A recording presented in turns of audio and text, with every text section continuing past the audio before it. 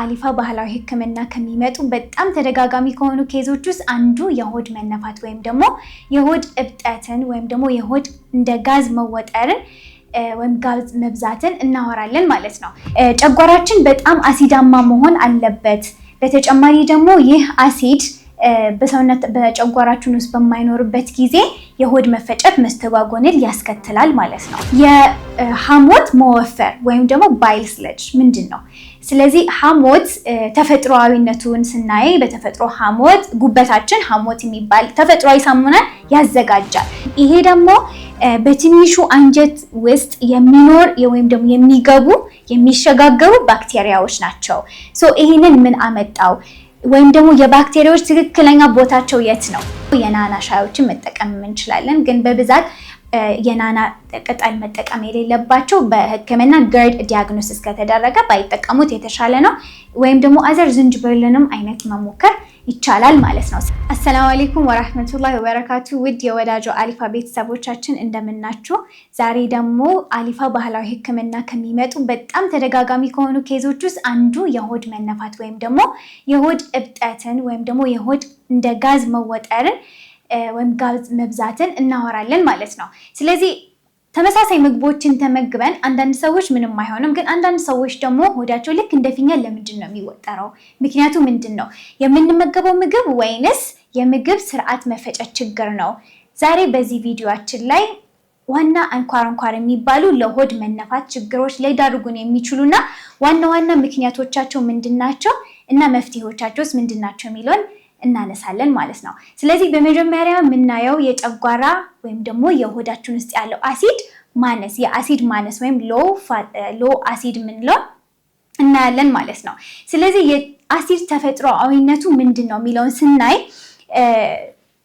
አሲድ በሰውነታችን ውስጥ መብዛት አለበት ወይም በሆዳችን ውስጥ መብዛት አለበት። የአሲድ መብዛት ለምግብ መፈጨት ዋነኛ አካል ነው የሚለውን እናነሳለን። ስለዚህ ዛሬ ጨጓራችን በጣም አሲዳማ መሆን አለበት። በተጨማሪ ደግሞ ይህ አሲድ በጨጓራችን ውስጥ በማይኖርበት ጊዜ የሆድ መፈጨት መስተጓጎልን ያስከትላል ማለት ነው።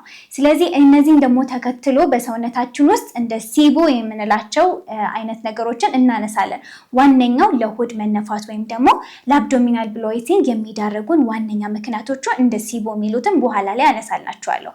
ግን ለአሁን የአሲዱን ጥቅም በመጀመሪያ እናነሳለን። ስለዚህ በሰውነታችን ውስጥ አሲድ ምንድን ነው የሚጠቅመው? አንደኛ የምንመገበውን ፕሮቲን መሰባበር ነው። ሁለተኛ ነገር ደግሞ በሰውነታችን ውስጥ የሚገቡ አብረው ከምግብ ጋር የሚገቡ እንደ ባክቴሪያ እንዲሁም ደግሞ ሌሎች ደግሞ ጎጂ ተዋሲያኖችን ለማጥፋት ይረዳናል። ሶስተኛ ነገር ደግሞ እንደ ብረት፣ ካልሽየም እና ቪታሚን ቢ12 እነሱንም ደግሞ ለመምጠጥ ዋነኛው ጥቅሞች አሉት ማለት ነው የጨጓራ አሲድ።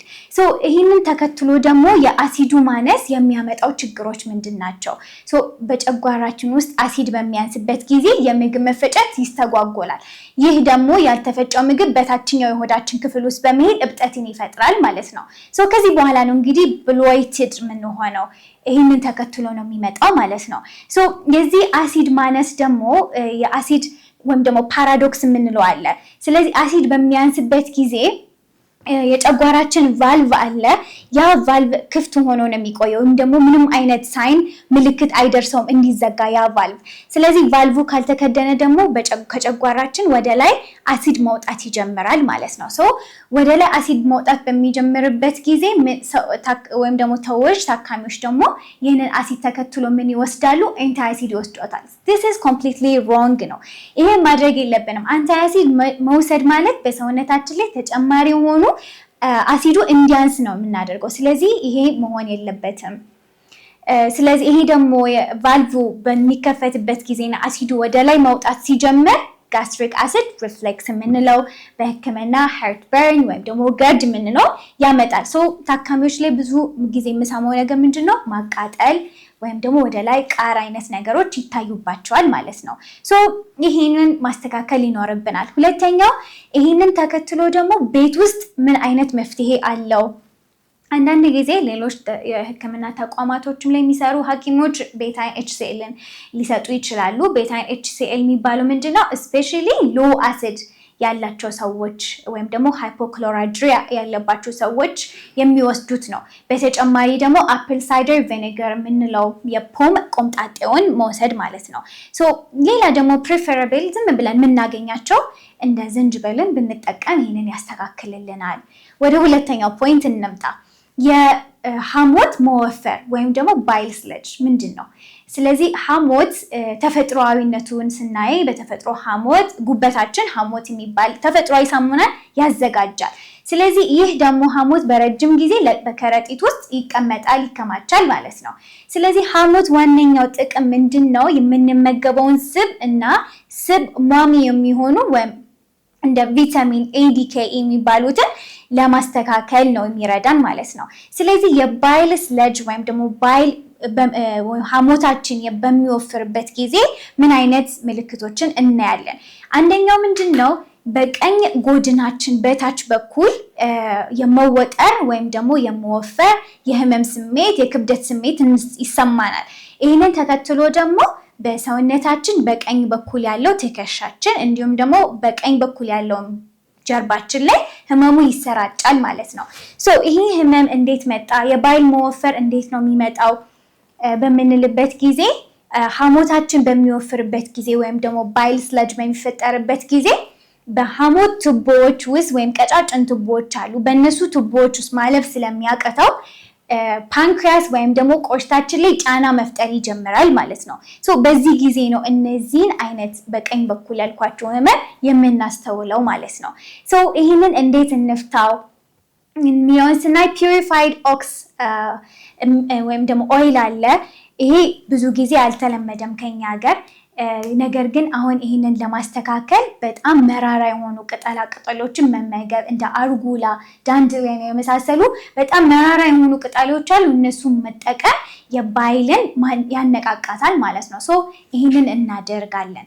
ሌላኛው ከዚሁ ጋር ደግሞ ተያይዞ ስለ ሲቦ እናወራለን። ሲቦ ዋነኛው ለአብዶሚናል ብሎይቲንግ ወይም ደግሞ ለሆድ መነፋት ዋነኛው ሚና ነው። ስለዚህ ሲቦ ምንድን ነው? ስሞል ኢንተስታይን ባክቴሪያል ኦቨርግሮዝ እንለዋለን። ይሄ ደግሞ በትንሹ አንጀት ውስጥ የሚኖር ወይም ደግሞ የሚሸጋገሩ ባክቴሪያዎች ናቸው። ይህንን ምን አመጣው? ወይም ደግሞ የባክቴሪያዎች ትክክለኛ ቦታቸው የት ነው? ስለዚህ የተፈጥሮ ስርዓቱን የሚነግረን ምንድን ነው? የምግብ መፍጫ ባክቴሪያዎች መቀመጫቸው ትልቁ አንጀት ክፍል ውስጥ ነው። ስለዚህ ሲቦ መቼ ይፈጠራል? እነዚህ ባክቴሪያዎች ቦታቸውን ስተው ወደ ትንሹ አንጀት በሚገቡበት ጊዜ፣ በሚሸጋገሩበት ጊዜ ሲቦ ይፈጠራል። ቅድም እንዳልኳችሁ በትንሹ አንጀት ውስጥ ባክቴሪያዎች የሚገቡት ማለት ነው። ስለዚህ የሲቦ ኢፌክት ምንድን ነው የሚለውን ስናይ ገና ለገና ባክቴሪያዎቹ ምግብ ወደ ትልቁ አንጀት ከመድረሱ በፊት ባክቴሪያዎቹ ፈርመንት ያደርጋሉ ወይም ደግሞ መፍላት ይጀምራሉ። ይሄ እንዴት ነው የምታዩት? ልክ እርሾን ሊጥ ውስጥ ስናደርገው ኩፍ እንደሚለው አይነት ማለት ነው። ስለዚህ ሆዳችን መወጠር ይጀምራል፣ መነፋት ይጀምራል ማለት ነው። ያ ፈርመንት የሚሆኑት ጋዝ ይፈጥራሉ፣ እንደ ሃይድሮጅን አደር ጋዞችን ይፈጥራሉ ማለት ነው። በዚህ ጊዜ ነው ሰው ወይም ደግሞ አንድ ግለሰብ ሆዱ የሚነፋ ወይም ደግሞ የሆድ መነፋት አለኝ የሚለው ከዚህ ሰዓት በኋላ ነው። ስለዚህ ሲቦን ነው ማስተካከል ያለብን ማለት ነው።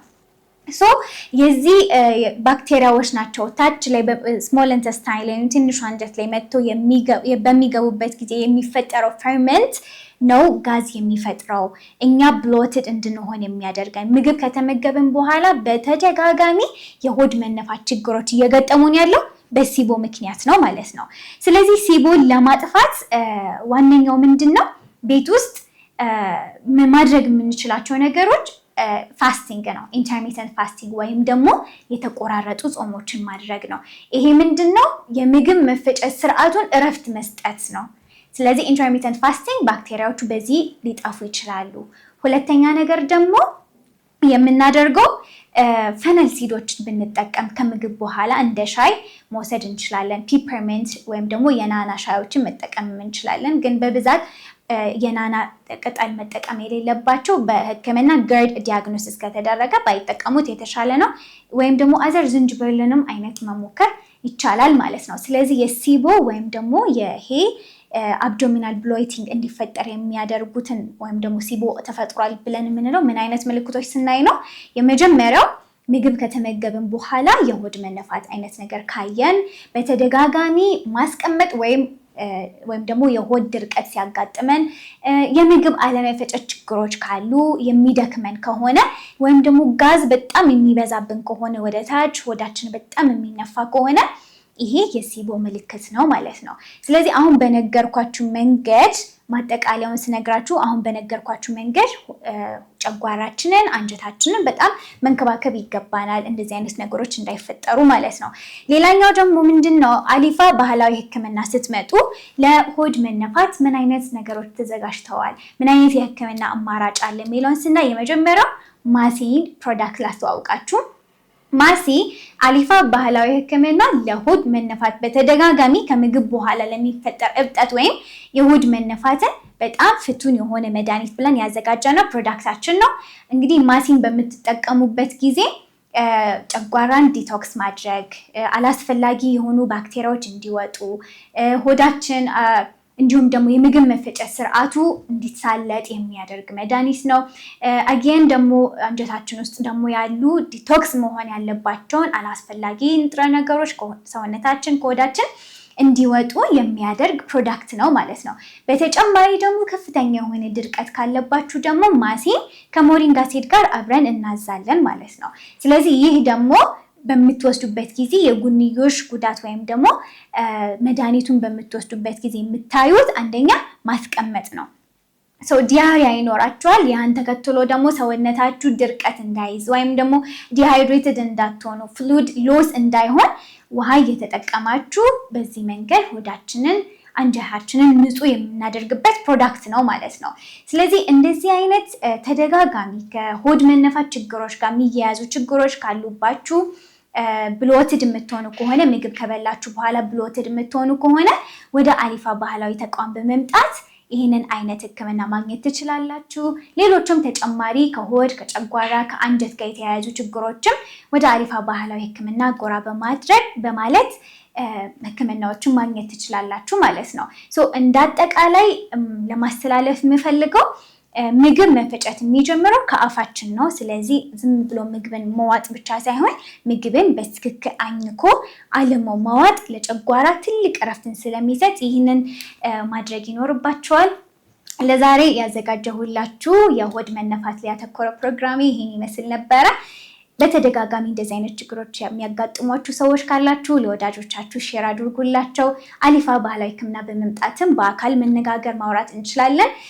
በቀጣይ በተለያዩ ፕሮግራም በጣም በተደጋጋሚ የሚከሰቱ ኬዞችን ወደ እናንተ ይጠቅማሉ ምላቸውን በሙሉ ይዤላችሁ ቀርባለሁ። እስከዛው መልካም ጊዜ ይሆንላችሁ።